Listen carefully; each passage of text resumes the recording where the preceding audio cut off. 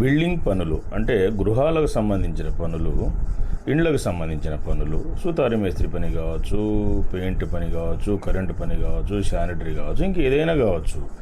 మీరు ఒకటి గుర్తుపెట్టుకోండి, నిత్యము కూళ్ళతో పని చేయించుకోండి. ఏ రోజుకు ఆ రోజు కూళ్ళు ఇచ్చేసి పని చేయించండి.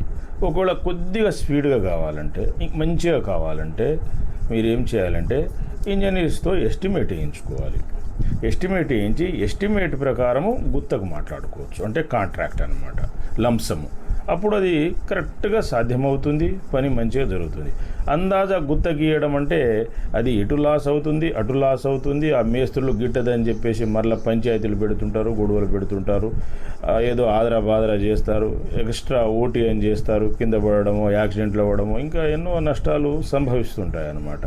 లేదా రాత్రిపూట ఓటీలని కొన్ని రోజులు చేసి మరలా ఎగ్గొట్టడం, అంటే అలసట, పని చేయలేరు.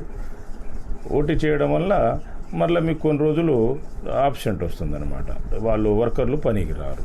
సో గుత్త అనేది కరెక్ట్ కాదు. ఏ రోజు ఎంత పనిలో వాళ్ళు అంతే అవుతుంది. ఉదాహరణ, మీకు 10 నిమిషాలకు 2 రొట్టెలు అవుతుంది కానీ 10 రొట్టెలు కావు కదండి. ఆ పొయ్యి ముట్టించాలి, పిండి కలపాలి, మంచిగా రొట్టెలు కాలాలి.